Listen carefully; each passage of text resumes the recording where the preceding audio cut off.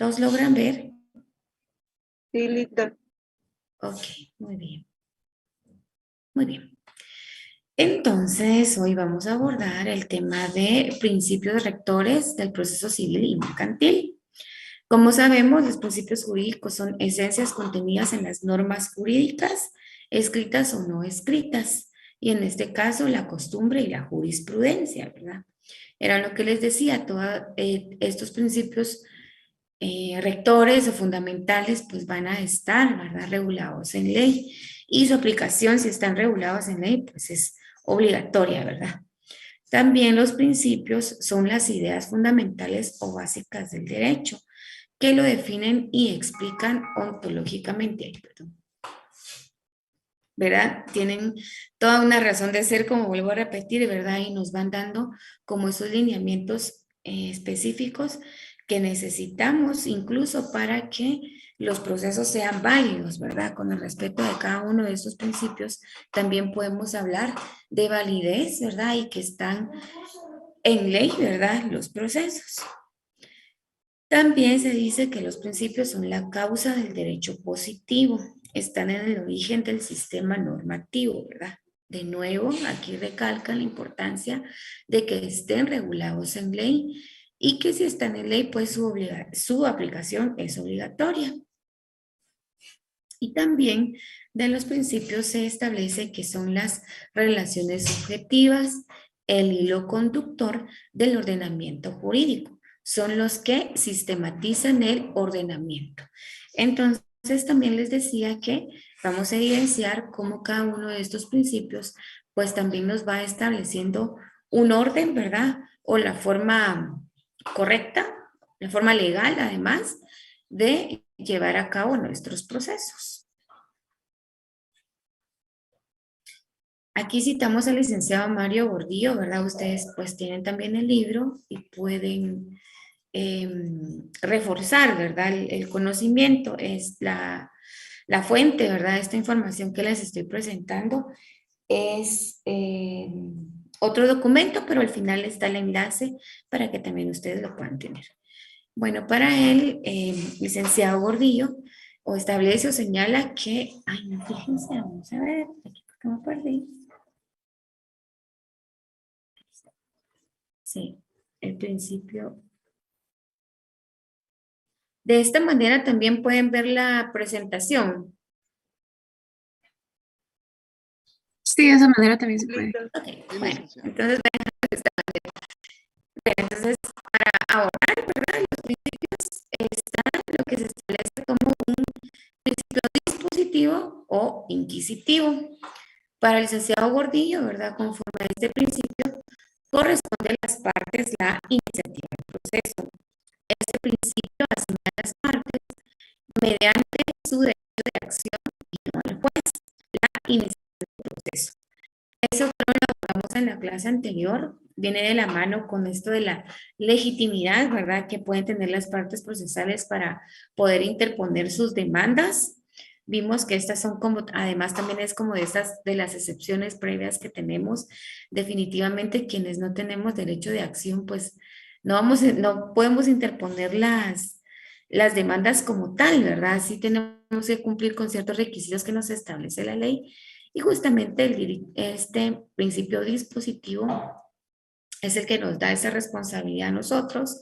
Les comentaba también así de forma como muy particular, ¿verdad? O común, que en los juzgados nunca nos van a estar diciendo, mire, licenciada, ingrese ya su memorial para el periodo de prueba porque ya se venció. O sea, son miles de procesos que no van a estar al pendiente. Quizás esa información la van a tener cuando procuren los procesos, ¿verdad? Cuando sí definitivamente después de un plazo, ¿verdad? No han tenido ninguna notificación, pues sí van a procurar los procesos o más bien no esperar a que lleguen las notificaciones, sino que sí estar al pendiente de cuando ya se han vencido plazos, ¿verdad? Para ustedes ingresar los memoriales que corresponden, pero es a las partes a quien les corresponde dar como ese seguimiento a los procesos, pues obviamente los jueces tienen vedado esto, no pueden hacerlo de oficio, ¿verdad? Los jueces son imparciales y siempre van a resolver de acuerdo a lo que nosotras y nosotros podamos ir interponiendo los procesos.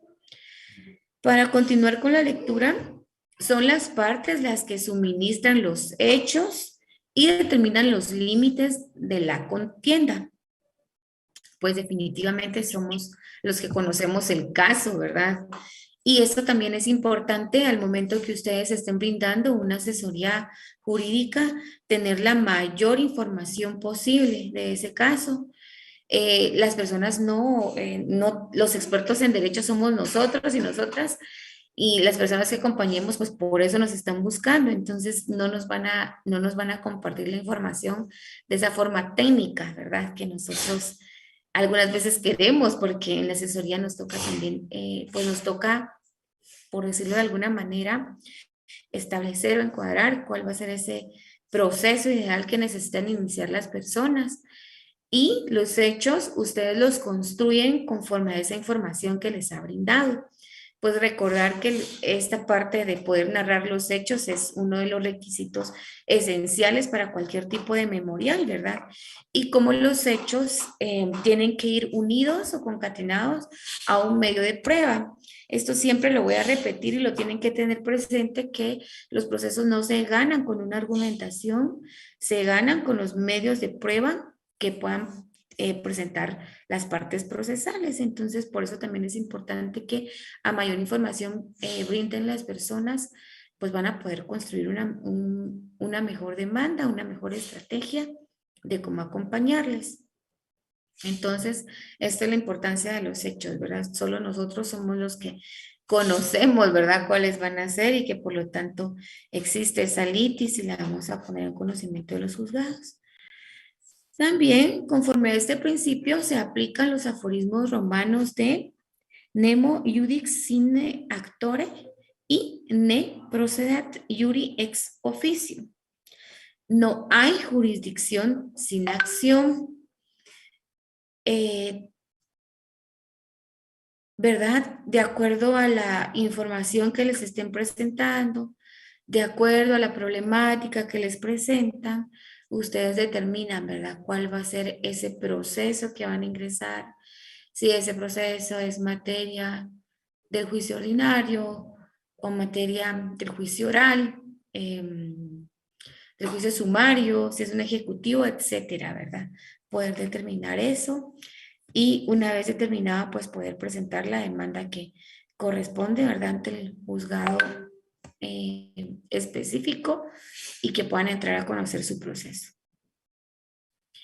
Este proceso, ¿verdad?, como su nombre lo indica, es el dispositivo. A las partes nos corresponde llevar a cabo cada una de las etapas del proceso, pues es contrario al sistema inquisitivo, cuyo impulso le corresponde al juez y a él también la investigación. Pues bien sabemos que este no es el que aplica nuestra legislación, ¿verdad? En el sistema dispositivo únicamente se prueban los hechos controvertidos y aquellos que no lo son o son aceptados por las partes. El juez los fija como tales en la sentencia. Entonces, otro de los principios y que vamos a desarrollar cuando estemos en la etapa del ofrecimiento de prueba, es que solo los hechos controvertidos se prueban. Y esto de qué medios de prueba vamos a incorporar en nuestros procesos también responden a conocer bien esa problemática, ese litigio, conocerlo bien para establecer cuáles van a ser esos medios de prueba idóneos, porque si no, al final de su sentencia, lo único que van a encontrar resuelto por el juez es que a ninguno de sus medios de prueba se les dio valor probatorio. Entonces, esto también es importante o forma parte de lo que se regula en este principio dispositivo. ¿Cómo vamos hasta ahorita? Si alguien tiene alguna duda, algún comentario.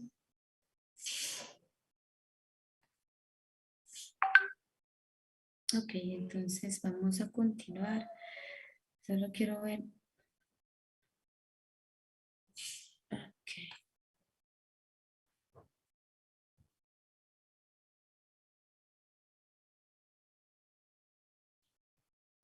Bueno, tengo otra pregunta antes de continuar con la presentación. bueno, tienen dudas, ¿verdad? Respecto del prontuario. El prontuario es únicamente transcribirlo. Creo que de hecho está esa instrucción en el Word que les compartí. Es de transcribir, no tienen que cambiar. Bueno, lo que obviamente tienen que cambiar es que tienen que colocar su nombre, ¿verdad? Como el auxilio profesional. Pueden elegir el mismo nombre en todos los memoriales de la parte actora y, y la parte demandada. Esos serían los únicos datos que en todo caso tendrían que cambiar, ¿verdad? Del prontuario. ¿Ok? Bueno, ustedes siguen viendo la presentación, ¿verdad? Sí, licenciada. Sí, Ok, licenciado. muy bien. Bueno, acá tenemos un ejemplo de alguna de las normas, ¿verdad? Que regulan o que contienen el principio dispositivo. Estas son algunas, por supuesto que pueden encontrar más ejemplos, ¿verdad? En su código. Y algunos de los artículos son estos. En el artículo 26 se establece que el juez debe dictar su fallo congruente con la demanda y no podrá resolver de oficio sobre excepciones que solo pueden ser propuestas por las partes. Este es uno de los principios fundamentales al momento que estamos tramitando, ¿verdad?, nuestros procesos. Se van a topar, ¿verdad?, por eso la importancia de llevar un orden en sus procesos, pero también de analizar la sentencia, ¿verdad? Desde el momento que se las notifican, deben de darle lectura, ir analizando, que cumpla con todos los requisitos que establece la ley, en este caso de forma, porque hay unos medios de impugnación que tienen un plazo muy corto, ¿verdad? Y si tienen algún error en la sentencia, pues tienen, creo, un plazo solo de 24 horas para poder pedir que se rectifique. Pero en este caso de la aplicación de este principio de legalidad o este principio dispositivo, es de que los jueces no pueden extralimitarse, ¿verdad? Respecto de los hechos que ustedes han interpuesto en su demanda. Ellos no pueden dar por sentado en decir que tal circunstancia es de determinada manera, ¿verdad? Únicamente es de acuerdo a lo que ustedes a lo que las partes procesales hayan establecido en, el- en su demanda. Ok. Muy bien, ese es el artículo 26. Contarles que, bueno, una de las experiencias que les puedo plantear, ¿verdad? Donde se hizo valer este artículo 26 es en un en un juicio ejecutivo. No hemos llegado a esa etapa, pero para contarles, ¿verdad? En un juicio ejecutivo lo importante es poder establecer, como nos lo establecen, la cantidad líquida y exigible y de plazo vencido, ¿verdad? Es muy común que uno de los medios de prueba que se pueda incorporar es el estado de cuenta, sea del organismo judicial o sea un estado de cuenta de otro particular, digamos, ¿verdad? No la que se abre en el organismo judicial como tal. Bueno, entonces se incorporó este medio de prueba, ¿verdad? En donde efectivamente, como era una cuenta particular o personal, pues iban a aparecer otros depósitos, ¿verdad? Lógicamente iban a aparecer otros depósitos, pero igual se marcó, ¿verdad? O sea, explicó dentro de la demanda cuáles eran los montos que correspondían a la pensión alimenticia y que obviamente pues tenía una deuda acumulada, ¿verdad? La parte demandada. Creemos, ¿verdad? Los jueces son muy cuidadosos de aplicar cada uno de los principios y además conocedores de la ley, con experiencia y todo lo demás. Entonces, no fácilmente, ¿verdad? Se les pasan estos errores, pero más creemos que como esta persona que estábamos acompañando, pues ella sí era muy diligente y estaba constantemente yendo al juzgado. Entonces, más creemos que por eso, ¿verdad? Ellos le afectaron de esa manera en su proceso. Eso es algo que ni siquiera debería de existir, pero es una realidad en el ejercicio de nuestra profesión. Lo cierto es que cuando resuelven, la jueza decide hacer la sumatoria de todos los depósitos que aparecían y entonces decide resolver que el demandado no debe nada, que es más, hasta acreditado tiene. Entonces se extralimitó, ¿verdad? En lo que estaba resolviendo, porque únicamente le correspondía hacer la sumatoria de lo que habíamos establecido como el monto eh, a deber, ¿verdad? O el monto deudor, o el monto que debía el deudor. Entonces sí interpusimos, ¿verdad? La apelación que corresponde basados en este artículo y obviamente la sala de apelaciones la declaró con lugar, ¿verdad? Y pide que ella de nuevo revise su fallo y que esté de acuerdo a lo que han solicitado las partes, ¿ok? Para continuar también, ¿verdad? Nuestra legislación establece la persona que pretenda hacer efectivo un derecho o que se declare que le asiste, puede pedirlo ante los jueces en la forma prescrita de este código. Y este es el famoso artículo 51 que va a ser una constante también en el ejercicio de su profesión, pero antes de continuar, ha pedido la palabra a Edgar. Adelante. Gracias, Lida. Solo le quiero preguntar, en el ejemplo que usted dio, ¿qué recurso utilizó para que la sala le diera la razón? ¿Perdón?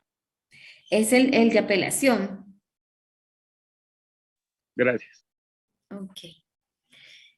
Bueno, para continuar, bueno, estábamos hablando ese es uno de los principios fundamentales que regula todo lo de las pruebas, el artículo 51, ¿verdad? Solo nosotros podemos determinar, bueno, no, perdón, este es el de artículo 51, este es el de acción, nuestro derecho de acción. La persona que pretenda hacer efectivo un derecho o que declare que le asiste, puede pedirlo ante los jueces en la forma prescrita en este código. Tenemos que tener la legitimidad, obviamente, para poder interponer esas demandas. Luego también otro ejemplo es la figura de la rebeldía del demandado. Debe declararse a solicitud de parte. Esto lo encontramos en el artículo 113. Los jueces no van a venir y decir, ay, bueno, ya se venció el periodo en el cual debía responder a la demanda o a personarse, entonces de oficio le voy a declarar la rebeldía. Eso también sería extralimitarse en sus funciones y la normativa es clara cuando nos dice que la rebeldía del demandado debe declararse a solicitud de parte y por eso la importancia de que ustedes estén al pendiente de los procesos, ¿verdad? Que van a realizar la procuración. Y está también el artículo 126, todos estos del Código Procesal Civil y Mercantil, que obliga a las partes a demostrar sus respectivas proposiciones de hecho. Entonces, vamos a ver solo algunos de los artículos. No sé si, bueno, seguro es que todos tienen su artículo, pero me aparece ahorita en línea Andrea de León, si puedes darle lectura al artículo 26. Sí, solo permítame un momentito, gracias. Solo lo busco. Ok, está bien.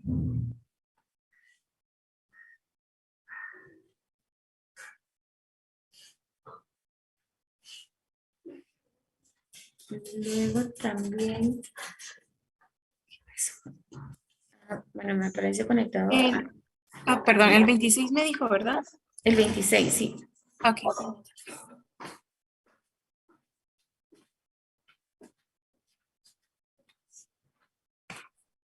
Es concordancia entre la petición y el fallo. El juez deberá dictar su fallo congruente con la demanda y no podrá resolver de oficio sobre excepciones que solo puedan ser propuestas por las partes. Ok, muchas gracias por la lectura. Si puedes apoyarme, ya que tienes tu código ahí, si puedes apoyarme con darle lectura a los otros artículos que mencionamos, el artículo 51, 113 y el 126. Ok. Gracias. Ok. Dice, la persona que pretenda hacer efectivo un derecho o que se declare que le asiste puede pedirlo ante los jueces en la forma prescrita en este código. Ese es el artículo 51. Luego al artículo 113, la rebelión debe declararse a solicitud de parte. Y el artículo 126 obliga a las partes a demostrar sus respectivas proposiciones de hecho. Ok. Muchísimas gracias, Andrea. No sé si algo pasó con el audio. Ya no. Ok. Muchísimas gracias por la lectura. Entonces vamos a continuar. Otro de los principios que están presentes, ¿verdad? En el desarrollo de los procesos en materia civil y mercantil es la oralidad y escritura. También citando al licenciado Gordillo, ¿verdad? Señala que en virtud del principio de escritura, la mayoría de actos procesales se realizan por escrito. Este principio prevalece actualmente en nuestra legislación procesal civil y el artículo 61 regula lo relativo al escrito inicial. Ahorita no vamos a entrar a analizar el artículo 61, sí tenemos otra clase para analizar cada uno de los requisitos que nos pide el artículo 61 frente a un memorial, ¿verdad? Frente a un memorial como ejemplo y para ir viendo pues la importancia en el cumplimiento de cada uno y porque sabemos que si uno, ¿verdad? Con uno no cumplimos, pues no tienen obligación en el juzgado de darle trámite a esa solicitud y más bien la pueden rechazar o establecer lo que conocemos como previos. También el artículo 201 establece la posibilidad de plantear demandas verbalmente ante el juzgado, caso en el cual es obligación del secretario levantar el acta respectiva. Si bien es cierto, todavía se encuentra regulado en nuestra normativa específica, pues no es lo ideal, ¿verdad? Hasta ahorita yo no he tenido la oportunidad de conocer ninguna demanda que se haya planteado desde la oralidad, porque además necesitamos, aunque sea oral, se tienen que cumplir con todos los requisitos del artículo 61, pero creo que ahí eso pues es un reto muy grande, ¿verdad? Además el poder redactar los hechos, pero que esos hechos también sean concretos, concisos, bien redactados, ¿verdad? Tenemos que aprender a redactar de una forma excelente, ¿verdad? No es lo mismo como hablamos al momento de plasmarlo en nuestros escritos. Este es otro reto que ustedes tienen, ¿verdad? Ahora hay muchos cursos, además en línea, de cómo redactar. Porque una demanda, una excelente demanda no es la que va a estar plasmada en 20 hojas, puede estar plasmada en 3, pero que es tan estratégica que va a tener todo lo necesario, ¿no? Ustedes ya plantearon ahí bien su estrategia que les va a permitir ganar ese caso, digamos.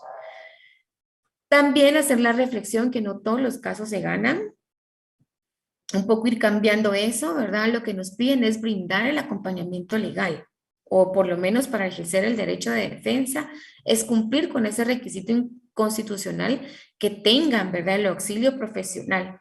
Por ejemplo, una pensión alimenticia, sí o sí la tiene que plantear un juez.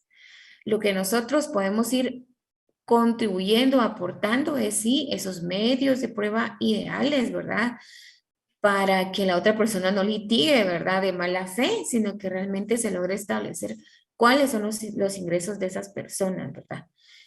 Por supuesto que se van a topar con otros procesos que van a requerir más lectura por parte de ustedes y investigar, ¿verdad? Cómo se han resuelto estos procesos, etcétera. Para continuar con la lectura también hay, ¿verdad? Conforme a las disposiciones del título segundo del capítulo 1, que ahí encontramos los artículos del 199 al 228, que es lo que regula toda la materia del proceso oral, pues como su nombre lo indica, prevalece la oralidad a la escritura, circunstancia que permite que la demanda, su contestación e interposición de excepciones, ofrecimiento y proposición de los medios de prueba e interposición de los medios de impugnación pueda presentarse en forma verbal. Como son audiencias, ¿verdad? Entonces sí prevalece la oralidad y en esta audiencia es donde llevamos a cabo cada una de estas etapas. Eso lo vamos a ir viendo cuando estemos en el juicio oral.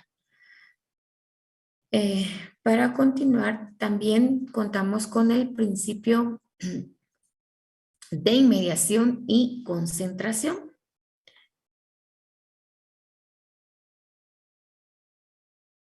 Se dice también que es de principio o el principio que establece que el juez se encuentra en una relación o contacto directo con las partes, especialmente con la recepción personal de las pruebas, el principio de inmediación. Es el de mayor aplicación en el proceso oral que en el escrito, ¿verdad? Porque pues en el escrito pues bien sabemos que realizamos nuestros memoriales, los interponemos, ¿verdad? No tenemos un contacto directo con el juzgador. Y el artículo 129 de nuestro código contiene la norma que fundamenta este principio, al establecer que el juez precedirá todas las diligencias de prueba, principio que de aplicarse redundaría en la mejor objetividad y valoración de los medios de convicción. Sí o sí tiene que estar presente el juez. Por lo menos en los juzgados de familia tienen la costumbre, por así decirlo, que en la etapa de la mediación la quieren delegar a los oficiales de audiencia. Si bien es cierto, la norma no es taxativa y diga o establezca que desde el inicio tiene que estar el juez, lo ideal es que pueda estar presente, ¿verdad? No solo con la orientación que nos pueda dar el oficial, que pues que valoro que tengan una experiencia, pero no es con ellos que vamos a llevar a cabo, no es con ellos que vamos a llevar a cabo esta etapa, sino que tiene que estar presente el juez. Lo hacen así porque si no hay un acuerdo, o sea, si no se llega a una conciliación, entonces ya entra a conocer el juez, ¿verdad? Porque tienen que seguir las siguientes etapas. Esto no es lo ideal y creo que ustedes están, pues la ley, ¿verdad? Les permite pedir, ¿verdad? Que siempre pueda estar presente el juez. Y luego dice la ley del organismo judicial, lo norma también, ¿verdad? El principio de mediación, al establecer en el artículo 68 que los jueces recibirán por sí todas las declaraciones y presidirán todos los actos de prueba. Pues sabemos, ¿verdad?, que todas las etapas del procedimiento probatorio pues son fundamentales, ¿verdad?, para poder resolver un proceso y de ahí la importancia de que los jueces estén presentes. Y ese es el principio de inmediación. Para comenzar un poco el principio de concentración, no sé si alguien me apoya para darle lectura a esta diapositiva.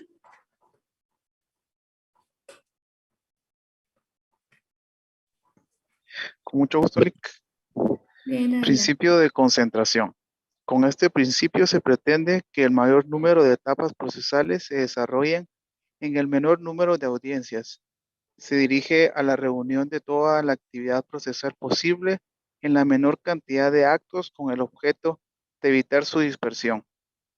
Este principio es de aplicación especial en el juicio oral, regulado en el título segundo del libro segundo del Decreto Ley 107. ¿Sigo? Sí, por favor. Efectivamente, conforme a lo estipulado en el artículo 202 del Código Procesal Civil y Mercantil, si la demanda se ajusta a las prescripciones legales, el juez señala día y hora para que comparezca a juicio oral y conforme a los artículos 203, 204, 205 y 206, las etapas de conciliación, contestación de la demanda, de convención, excepciones, proposiciones y diligenciamiento de prueba se desarrollan en la primera audiencia, relegando para una segunda o tercera audiencia únicamente el diligenciamiento de aquella prueba que material o legalmente no hubiera podido diligenciarse. Ok, muchísimas gracias por la lectura. Entonces vemos que el ejemplo claro del principio de concentración es el juicio oral, donde en esa primera audiencia pues llevamos a cabo cada una de las etapas a la que le dio lectura el compañero. Y es de esa manera, tal cual está regulado En el juicio, ¿verdad? Dan primero la palabra a la parte actora, en donde por lo regular ratifica, ¿verdad? En cada uno de sus puntos la demanda que interpuso. La siguiente etapa es si va a ampliar o no su demanda, y ahí ustedes deciden hacerlo, ¿verdad? Si se enteraron de un nuevo hecho, pues pueden ampliar, y si no, que ratifican. Luego le dan la palabra a la otra parte, y también, ¿verdad? Sería la etapa para contestar la demanda. Por lo regular, como ya ingresó su memorial, entonces también ratifica la contestación de la demanda en cada uno de sus puntos, y si interpuso excepciones, pues se van a entrar a conocer ahí. Y de esa forma, ¿verdad? El juez lleva el orden, ¿verdad? De esta audiencia, y luego dice, bueno, pasamos a la etapa de la interposición de las excepciones, y luego cierra esa otra etapa, y por lo regular notifica cada una de esas etapas. ¿Y qué notifica? O notifica que se resolvió. Luego abre la siguiente etapa, que es la del ofrecimiento de pruebas, y entonces ahí da primero la palabra a la parte actora, y por lo regular nos permiten darle lectura a nuestra demanda. Por eso es que nunca, nunca pueden ir a ninguna audiencia sin su expediente. Eso no lo pueden hacer nunca, porque ustedes tienen que conocer cómo se va desarrollando. Y además también el éxito del litigio, o el de que tengan experiencia en litigar, es la práctica. Entonces es prepararse, prepararse y volverse a preparar para esas audiencias. Aunque pensemos que una audiencia para fijar una pensión alimenticia no tiene mayor trascendencia, no es así, ¿verdad? Todas las audiencias son importantes, y aunque conozcamos a perfección cada una de las etapas, siempre van a surgir cosas distintas en cada una de las audiencias que participemos. Entonces, se tienen que preparar muy bien para llevar a cabo estas audiencias. No pueden llegar a leer el expediente antes de la audiencia.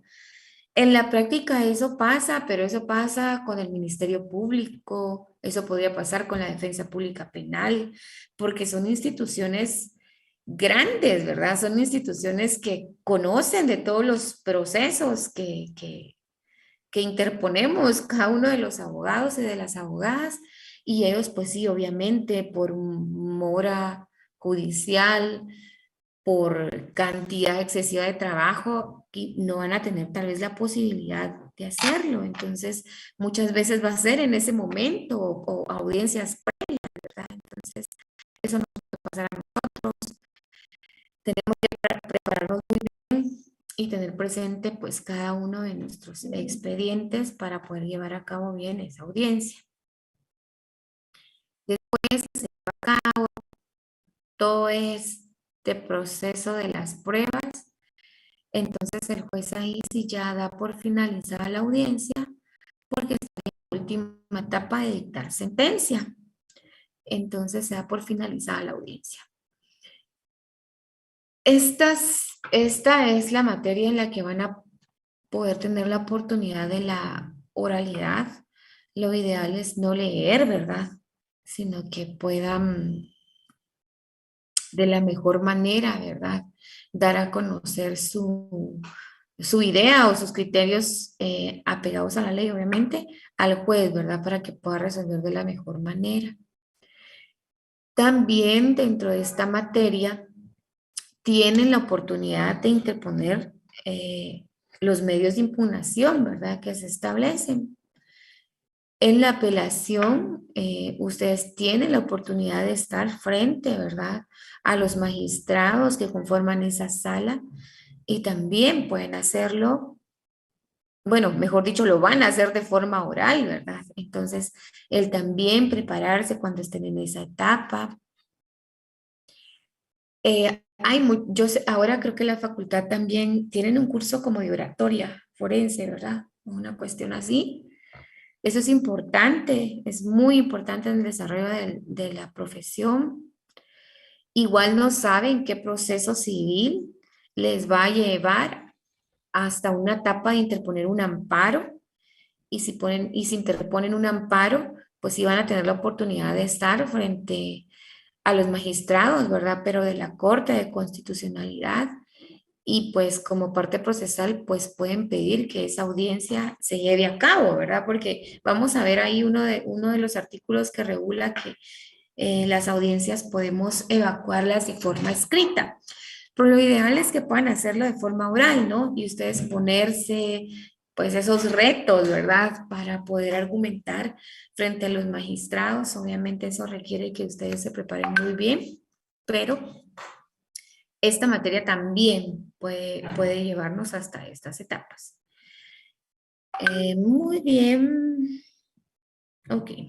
Como vimos, pero pues tenemos que reforzar cuando estemos en el juicio oral, que sí pueden, que en una sola audiencia puede desarrollarse todo el proceso, quedando pendiente solo la sentencia, pero que podemos tener una segunda o tercera audiencia, pero solo para el diligenciamiento de las pruebas.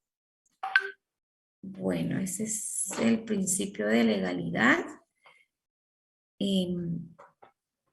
también llamado de contradicción. Se encuentra basado en los principios del debido proceso y la legítima defensa. Es una garantía fundamental para las partes procesales y conforme a este, los actos procesales deben ejecutarse con intervención de la parte contraria, no significando esto que necesariamente debe intervenir para que el acto tenga validez, sino que debe dársele la oportunidad a la parte contraria para que intervenga. Es decir, se le va a notificar. Con cumplir con ese requisito de notificación, estamos dando validez. Ese es el principio de igualdad. Ay, perdón, ustedes, me salté el de... No. Yo estaba dando el de legalidad, pero no, es el principio de igualdad. Lo importante es poder notificar a la otra parte, ¿verdad? Procesal. Y entonces ya notificada puede hacer uso del derecho conforme le corresponda. Pero si no hace uso de ese derecho, pues entonces sí estamos frente a la prescripción. Entonces no es válido alegar, ¿verdad? Que no estamos en igualdad de partes porque yo no respondí a determinada etapa. En el ejercicio de la profesión se van a topar con todo tipo de argumentos y hay colegas que con tal de, menos, a ver, no sé cómo decirlo, pero bueno, hay colegas que pues actuando de forma maliciosa, porque esa es una reflexión que ustedes tienen que hacer, ¿verdad? Siempre ser respetuosos del debido proceso y actuar de buena fe. Pero muchas veces interponen cualquier tipo de medios de impugnación para retrasar los procesos. Y muchas veces se alega, ¿verdad? Se ha alegado a través de la apelación que no se ha respetado el principio de igualdad porque no pudo contestar a determinada etapa, pero sí fue notificado. Entonces ya hay muchas resoluciones en Corte Suprema de Justicia como en la Corte de Constitucionalidad, ¿verdad? Que establece que una vez que son notificados ya se les está dando la oportunidad, ¿verdad? Para intervenir en el proceso. No quiere, tal como está la lectura aquí en el artículo, ¿verdad? No quiere decir de que siempre tengan que estar en ese acto para que tenga validez, sino que es el hecho de notificarles y son ellos los que tienen que dar continuidad al proceso, ¿verdad? O las partes procesales dar continuidad al proceso. No sé si eso está claro, ustedes. Si no, igual les pido que por favor hagan el ejercicio de buscar estas sentencias ya emitidas por la Corte de Constitucionalidad respecto a la aplicación del principio de igualdad. ¿Okay? Bueno, y además también las y los abogados no podemos conocerlo todo. Recordemos también que son 3 títulos los que recibimos, ¿no? El de licenciados en Ciencias Jurídicas y Sociales, abogado y notario. Todos son una experticia. En el ejercicio de nuestra profesión lo vamos desarrollando. Muchos deciden dedicarse solo al notariado, ¿sí? Entonces tienen que investigar de todos estos procesos o pedir asesoría de otro colega. Esto nos va a pasar, ¿verdad? Cada caso va a ser nuevo y de cada caso tenemos que buscar información, sea a través de la jurisprudencia, la teoría o cómo se han desarrollado otros procesos. Todos los casos les van a requerir a ustedes eso. No digamos cuando estén interponiendo apelación o amparo. Definitivamente también tienen que ahorita empezar a promover como ese expertise de investigador, investigadora que nos toca en la profesión, nos toca hacer de todo, no solo abogados, nos tocará ser hasta psicólogos, muchas veces cuando estemos acompañando a las personas, ¿verdad? Para que puedan comprender los procesos o cómo se van desarrollando, pero definitivamente somos investigadores. Entonces, para que lo tengan presente. Otro ejemplo, ¿verdad? En nuestro código es el emplazamiento de los demandados en el juicio ordinario, es el artículo 111, así como los demás procesos, ¿verdad? Tenemos una etapa del emplazamiento. La audiencia por 2 días en el trámite de los incidentes. Este de los incidentes es una clase como tal para que tengamos claridad de los incidentes de hecho y de derecho, porque hay mucha materia en el Código Procesal Civil y Mercantil que la misma norma nos establece que se va a desarrollar a través del trámite de los incidentes, ¿ok? Pero un ejemplo es esa audiencia de 2 días que tenemos para poderlo, creo que es para contestar la presentación del incidente. Pero igual lo vamos a ver a detalle. Bueno, la recepción de pruebas con citación de la parte contraria, que es el artículo 129. La notificación a las partes, sin cuyo requisito no quedan obligadas, y esto está regulado en el artículo 66. Asimismo, el artículo 12 de nuestra Constitución, ¿verdad? Señala que nadie podrá ser condenado ni privado de sus derechos sin haber sido citado, oído y vencido en el proceso legal ante juez o tribunal competente y además preestablecido. Estos son algunos ejemplos del principio de igualdad. Bueno, no sé si hasta aquí hay alguna duda, algún comentario, aporte para escucharlos, o si todo está bien. O si alguien, ¿verdad? En sus clases regulares tiene otro ejemplo que les hayan compartido de estos principios. Buen día, licenciada. Disculpe, fíjese que solo era con la duda. Estábamos viendo el principio de concentración y luego ya el principio de igualdad pasamos, ¿verdad, licenciada? El principio de concentración no es similar al de igualdad. No, a ver, solo quiero ver. No, ¿verdad? Son totalmente distintos. Sí, obviamente la aplicación de cada uno de estos principios en nuestro proceso, vamos a llegar a la etapa de sí una legalidad, ¿verdad? En la cual no vamos a tener necesidad de interponer ningún medio de impugnación. El respetar cada uno de estos principios es lo que nos llega a arribar a la conclusión que sí estamos cumpliendo con el debido proceso. El principio de contradicción va a ser más evidente para nosotros poderlo evidenciar o aplicar en el juicio oral, porque son audiencias y además en la primera audiencia se lleva a cabo el mayor número de actos procesales. El de legalidad, lo que nos establece, igualdad, es que no sé por qué me estoy confundiendo no sé por qué tengo presente el de legalidad ahorita, pero vimos el de igualdad. Esa era la pregunta, ¿verdad? Con el de igualdad. Sí, licenciada, con el de igualdad y concentración creo que fue el anterior, ¿verdad? Ok, entonces concentración, como su nombre también lo determina o el concepto lo determina, van a diligenciarse el mayor número de etapas o actos procesales en una audiencia. Concentramos eso. Además, también podemos hacer uso de este principio.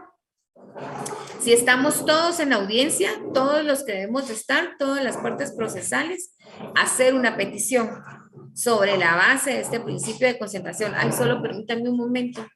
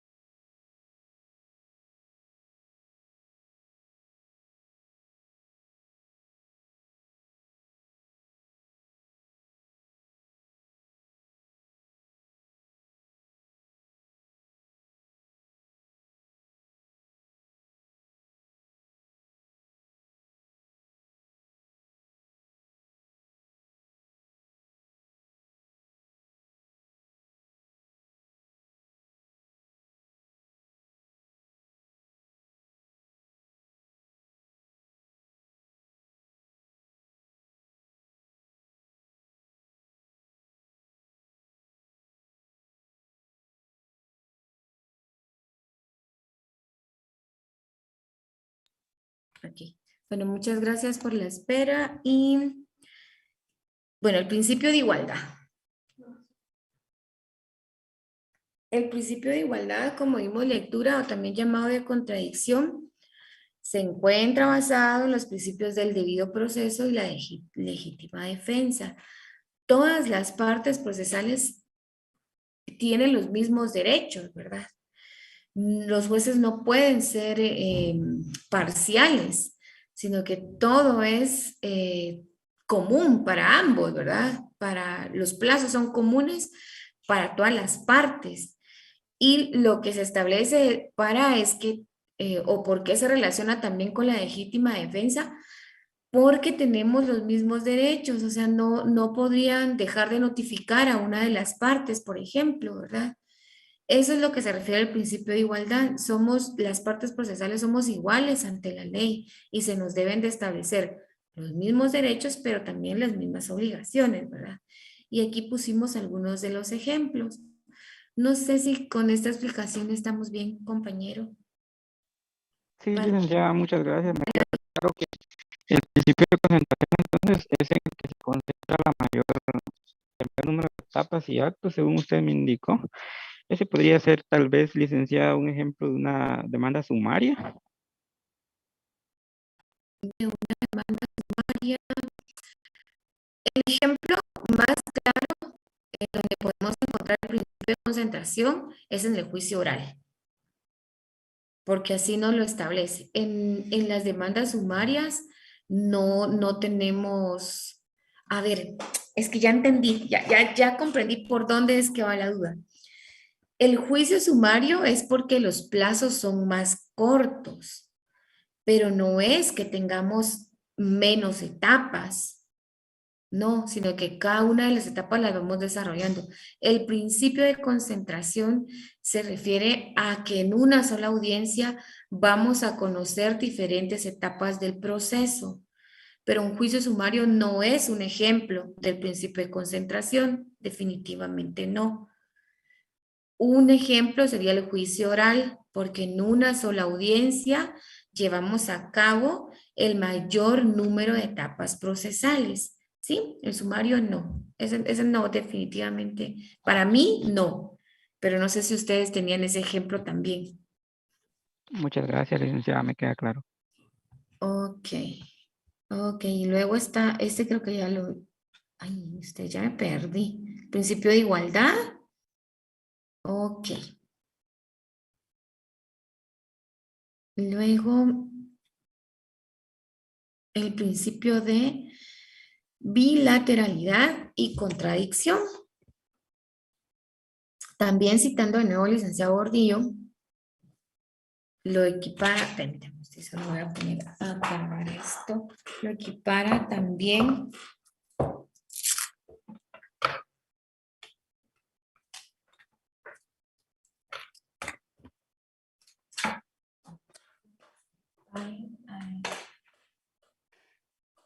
entonces, permítame, discúlpeme solo un minuto.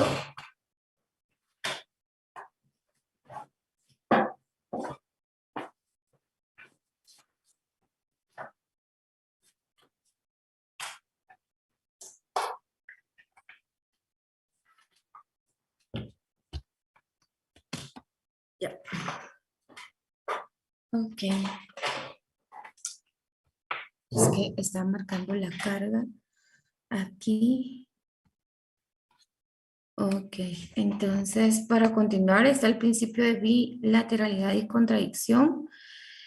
Lo equipara al principio de igualdad, así como también lo hace Mario Aguirre Godoy, quien señala que el principio de igualdad es una garantía procesal por excelencia y unas veces se le llama también principio de contradicción o de bilateralidad de la audiencia.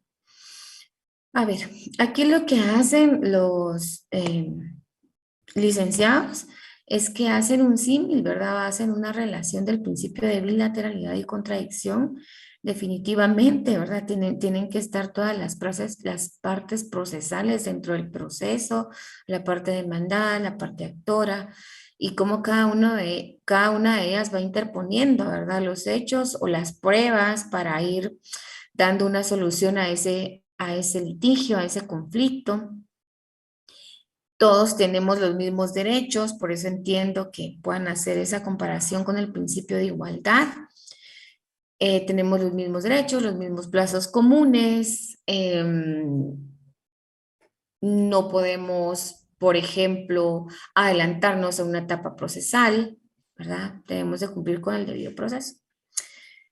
Y también mencionan a Acutor, que dice que se resume en el precepto audiatur altera pars, óigase a la otra parte. Sin el contradictorio, pues no tendríamos nada, ¿verdad ustedes? O sea, ni siquiera nos hubieran aceptado nuestra demanda. Siempre tiene que existir esa oportunidad que se les tiene que dar a las partes procesales para evacuar cada una de las etapas en los procesos. ¿Estamos bien con esta explicación? Sí, licenciada. Ok. Bueno, voy a ir, a ver, estamos a las 9:30, ok.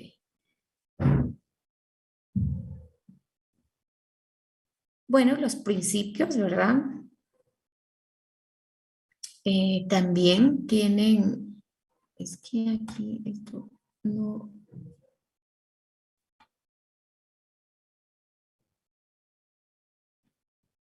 Bueno, creo que hasta acá finalizamos como los principios fundamentales, ¿verdad? Que debemos de conocer en el desarrollo de cada uno de los juicios o procesos dentro de nuestro código.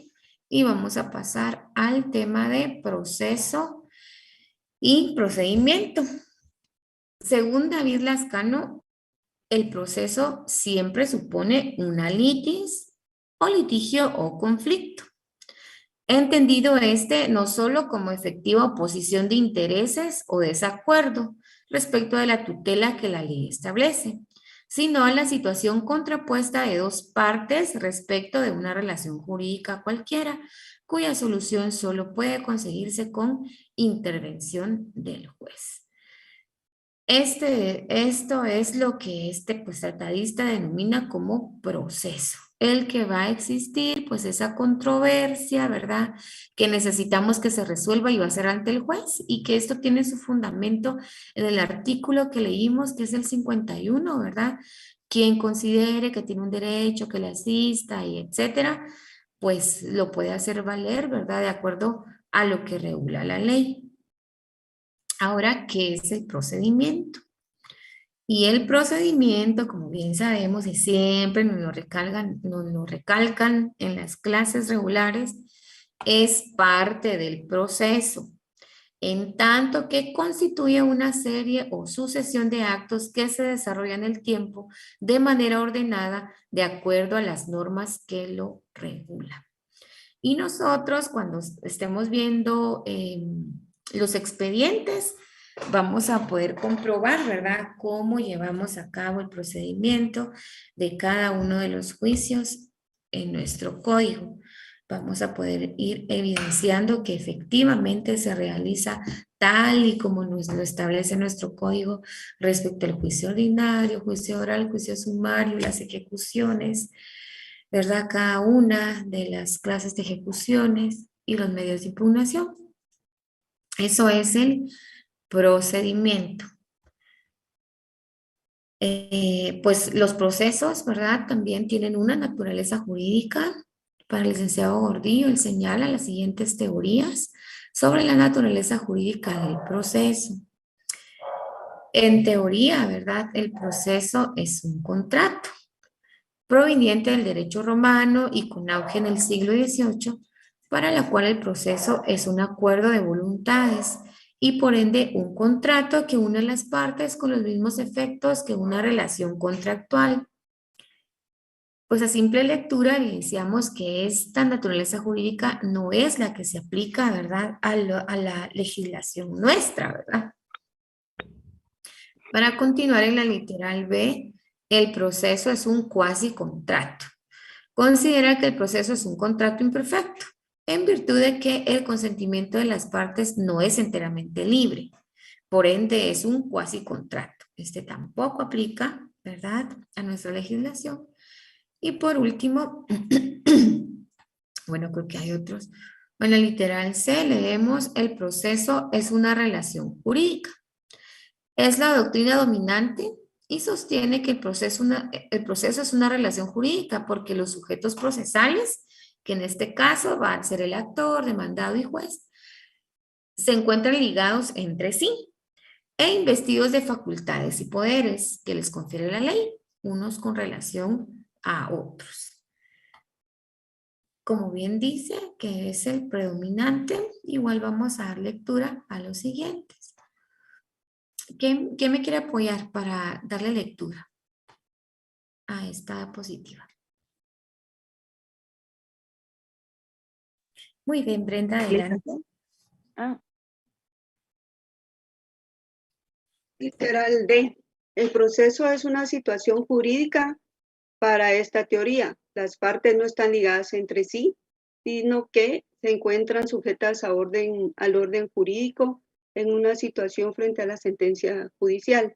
El proceso como entidad jurídica compleja sostiene que el proceso se encuentra conformada por una pluralidad de elementos estrechamente coordinados entre sí, integrando una entidad jurídica compleja. F. El proceso como institución sostiene que el proceso es una institución, entendiéndose esta como un complejo de actos, un método, un modo de acción unitario creado por el derecho para obtener un fin. Muchas gracias por la lectura. Entonces vemos que de acuerdo, ¿verdad?, a lo que hemos leído, que la naturaleza jurídica que más se adecua a lo que tenemos nosotros establecido en nuestra ley es que el proceso es una relación jurídica, ¿verdad? Entre todos los sujetos procesales, ¿verdad?, nos encontramos, pues prácticamente si aplicamos el principio de igualdad, pues nos encontramos ligados entre sí, ¿verdad?, y con ciertas facultades, derechos o obligaciones que nos establecen la ley como tal para poderlas desarrollar dentro de nuestro proceso. Muy bien. También se dice, ¿verdad?, que el proceso tiene una función y la tutela constitucional y, por lo tanto, una tutela constitucional de la figura del proceso. De acuerdo a coautor, citado también por el licenciado Gordillo, el proceso tiene un fin de naturaleza privada pero también en naturaleza pública, pues más allá de la satisfacción personal del individuo, persigue la realización del derecho y el afianzamiento de la paz social. El debido proceso es una garantía constitucional y así lo recoge o regula nuestra Constitución al establecer en el artículo 12 que nadie podrá ser condenado ni privado de sus derechos sin haber sido citado, oído y vencido en proceso legal ante juez o tribunal competente y preestablecido. Entonces acá desde la teoría o desde la doctrina nos hablan de esa función importante, ¿verdad? Que tienen el desarrollo de los procesos. Hemos visto también que uno de los derechos que tenemos es el de la seguridad, que está regulado en la Constitución, pero que este concepto de seguridad es amplio. Y es tan amplio que aplica también para la seguridad legal o seguridad jurídica, como esa seguridad que podemos tener las y los ciudadanos de que es a través del juzgar o de tener una sentencia que pues vamos a tener como esa solución, ¿verdad? A esos litigios que se establecen, o restitución de derechos, o que se dicte una sentencia si se está cometiendo un delito, etcétera, o el reclamo de un derecho como tal, ¿verdad? Entonces, esta es parte de la función también que guardan los procesos. No es solo porque sí, como lo decía acá el tratadista, no es solo quedarnos en que vamos a tener una sentencia particular, ¿verdad? De acuerdo a lo que estemos reclamando, sino que tiene una implicancia, ¿verdad? A un nivel de sociedad y que eso se reafirme, ¿no? Que va a ser a través de la aplicación de la justicia que vamos a tener paz social, porque si no, pues estaríamos como en las etapas anteriores, ¿verdad? Que es justicia directa por la persona agraviada, ¿verdad? Por la persona en contra de quien se están violentando derechos. Y por eso es que llegamos a la conclusión de que constitucionalmente se debía de regular, ¿verdad? Que nadie puede ser condenado ni privado de sus derechos sin haber sido citado, oído y vencido en proceso además legal, con cada una de las etapas que vamos a ver, definitivamente ante un juez o tribunal con competencia además preestablecida o creado, ¿no? Con anterioridad. Tenemos acá algunos criterios, ¿verdad? De la Corte respecto a lo que estamos conversando. La Corte de Constitucionalidad se ha pronunciado sobre el particular, señalando que sí, al aplicar la ley procesal al caso concreto, se dio a la persona su derecho de accionar ante jueces competentes y preestablecidos, de defenderse, de ofrecer o aportar pruebas, de presentar alegatos, de usar medios de impugnación contra resoluciones judiciales.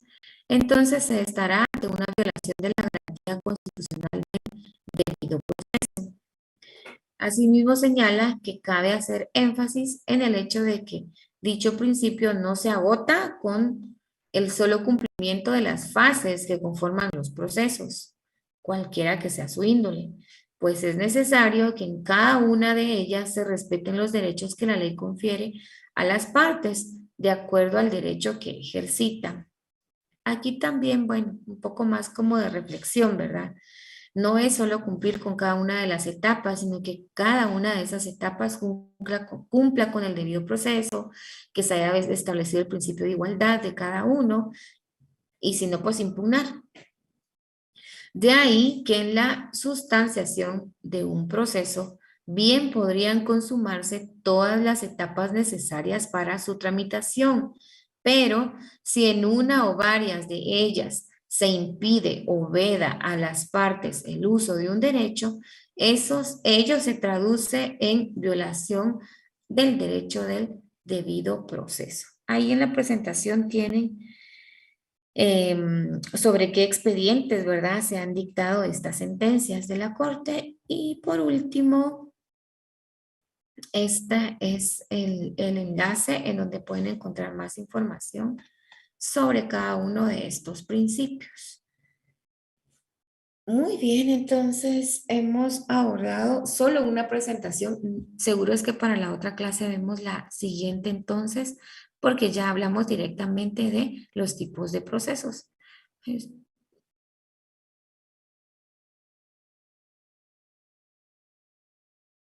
Muy bien. Otro de los acuerdos que conversamos en el primer día de clases es que el enlace para la asistencia se comparte 15 minutos antes de finalizar. Entonces no pueden estar preguntando ahí en el chat sobre ese tema porque va a ser 15 minutos antes y más bien tienen que concentrarse en el desarrollo del contenido para que puedan hacer entonces las preguntas que necesitan, ¿ok? Entonces, no sé cómo vamos hasta aquí. Si alguien tiene algún aporte, alguna duda.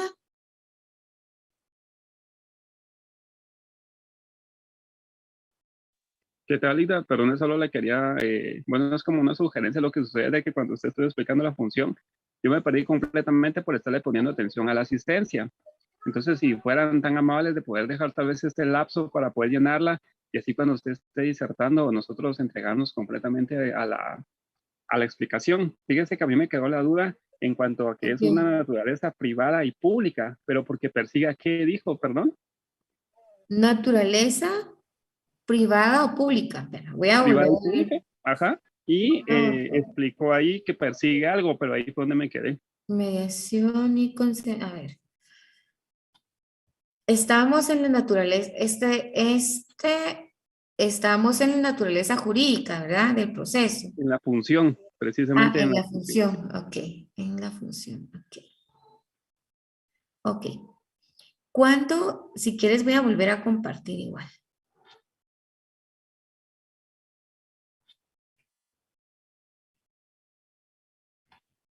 Como él es un tratadista, ¿verdad?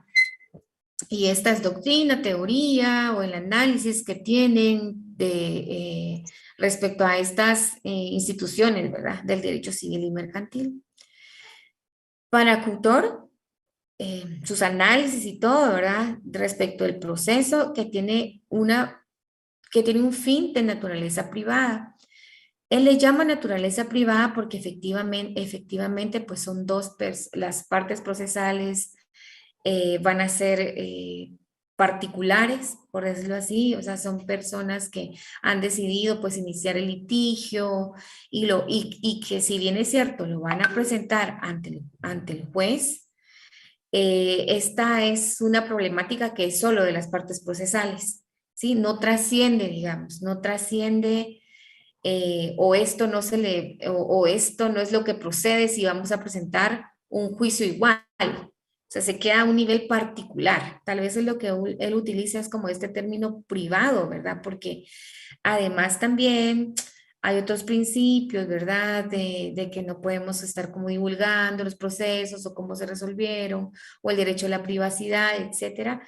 Pero le llaman naturaleza privada porque este proceso solo van a conocer las partes procesales que intervienen.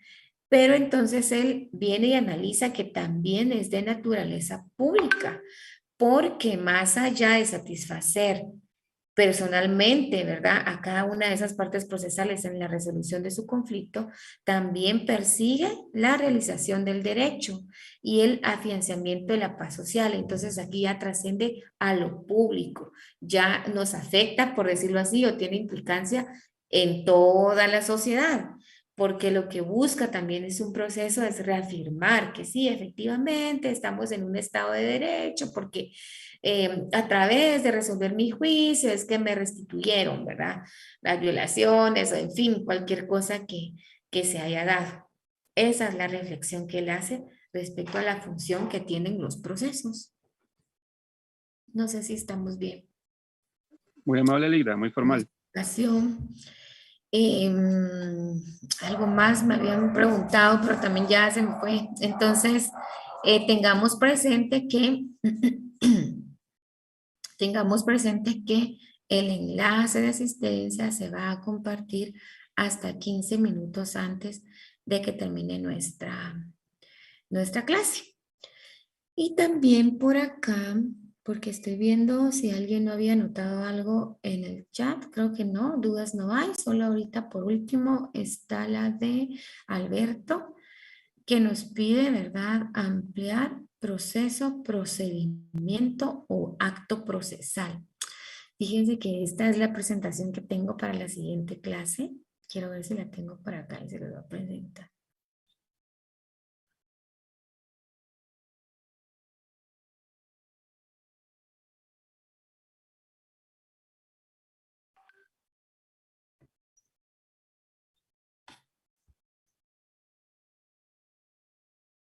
Pero en concreto, ¿verdad? Para aportar con lo que nos pide Alberto. El proceso, como ya vimos en nuestra presentación, es lo que nos establece que va a ser la forma en la que nosotros vamos a poner a funcionar, digamos, el juzgado específico, la jurisdicción específica. El proceso es lo que nos establece que nosotros tengamos esa legitimidad para accionar, ¿verdad? Frente a la ley. Es decir, si yo considero que tengo un derecho y necesito que se me declare, ¿verdad? O es lo que conocemos como la acción. Vamos a poner se va a evidenciar la acción a través del proceso, ¿sí?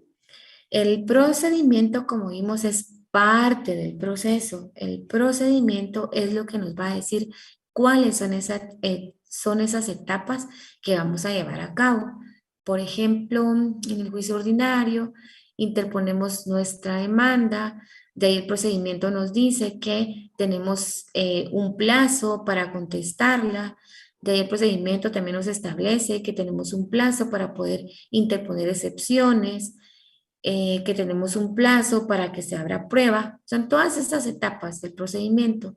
Y el acto, para mí, el acto procesal como tal es llevar a cabo esa etapa. Un acto procesal como tal es la prueba, por ejemplo.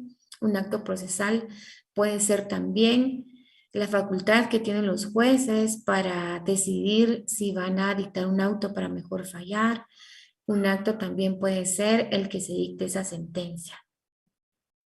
Eso podría aportarte yo para explicar un poco la diferencia en estas figuras. Pero igual ahorita estoy compartiendo la presentación, ¿verdad?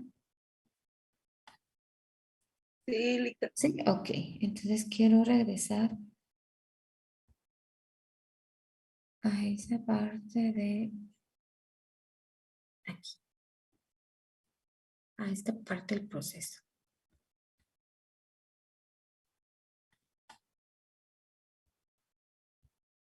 Aquí.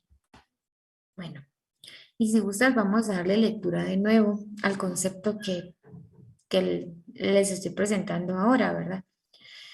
Entonces, para otro tratadista establece que el proceso siempre supone una litis o litigio o conflicto.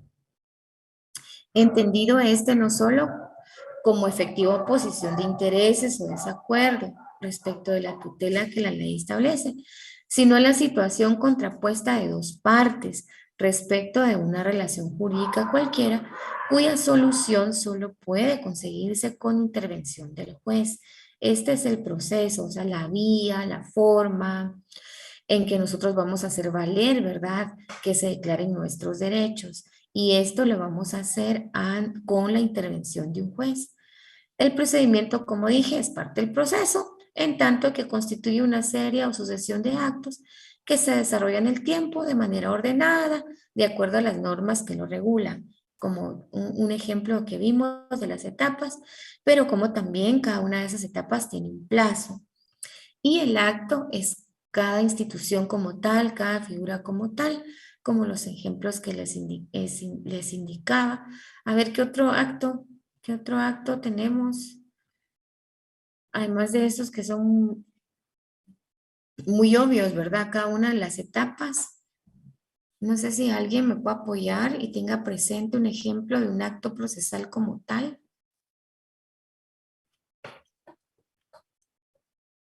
Muy bien, adelante, Tatiana.